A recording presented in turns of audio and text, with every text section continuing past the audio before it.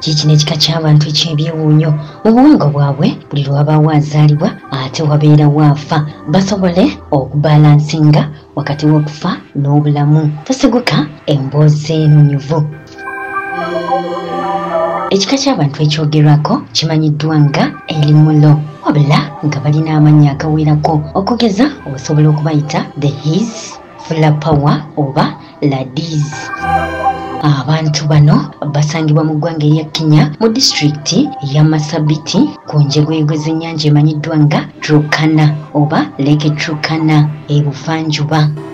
Okusinziira ku byafaayo bano baava mu ggwanga erya Ethiopia eyo mu myaka gy'olukumi ng'omulokozi Kristo tannaba kuzaalibwa.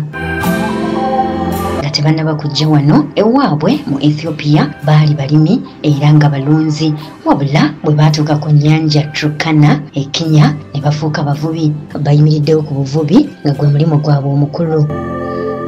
Bika by'abantu 1,500 ebiri mu ggwanga lya Kenya, kino kyekika ky'abantu ekisingamu abantu abatono ennyo, wabula ng'abantu bano balina obulombolombo n'obuwangwa obwewuunyisa. Okusinziira ku buwangwa bwabwe bano tebalina kusukka bantu 10 era nga balina kubeera 99.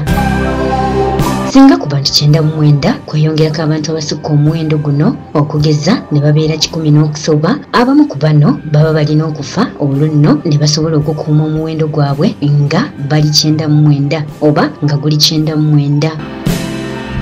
Bakikola batya? Singa wabaawo abakyala abasuuliridde okuzaala oba singa wabaawo abakyala abazadde oba omukyala azadde, abantu bano bakola obulombolombo bwabwe era ne beebuuza ku mpewo zaabwe ani agenda okufa oba ani ateekeddwa okufa. Era empewo zino zibalungamya bulungi ku muntu abeera agenda okufa era nga zimaze okubabuulira ebiseera ebimu bagenda ne babuulira omuntu ono, wabula ebiseera ebimu empewo zino omuntu oyo abeera agenda okufa zimulonda mu kyama, bwe batyo ne babeerawo nga tebamanyi ani agenda okufa naye nga buli omu ali ku bunkenke era baba bali awo nga wabaawo afa, olwo nno emitima gy'abantu egibadde gyewanise nga gikkakkana. Wabula abalondebwa empewo zaabwe okufa tebabeera baana bato oba tebabeera bantu abatannawangaalira nnyo ku nsi kuno, wabula babeera bakadde abawedde ku mpagala. Era oluusi singa empewo ziba zibabuulidde addako okufa bagenda ne babuulira abakadde bano era baba bagamba nti munnange empewo zagambye gwagenda okufa osobole okusegulira omwana azaaliddwa. Abazeeyi bano bakisanyukira nnyo kubanga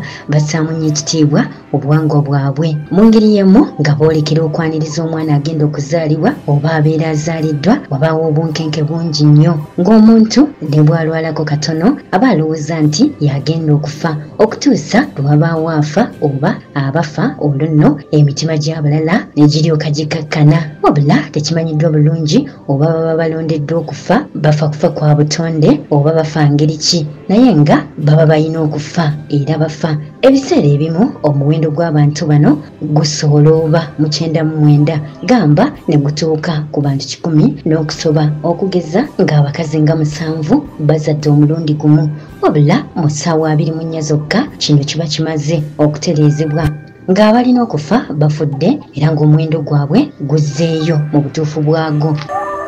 Wabula abantu b'eggwanga lino mu kitundu kino gye bawangaalira bayita mu buzibu bungi, gamba ng'ekyeya ekikandaalirira, ebbula ly'emmere, amazzi amabi n'ebirala, nga kirowoozebwa nti oboolyawo empewo zaabwe ziraba ng'embeera yaabwe enzibu ddala kyeziva zikuuma omuwendo gwabwe nga mutono ddala, nga zitta ababa bakaddiye oba ababa bakuze mu myaka, ziziyize omuwendo omungi oguyinza okubaviirako okubonaabona. Kale katugambe nti mu bufunze zibakolera family planning.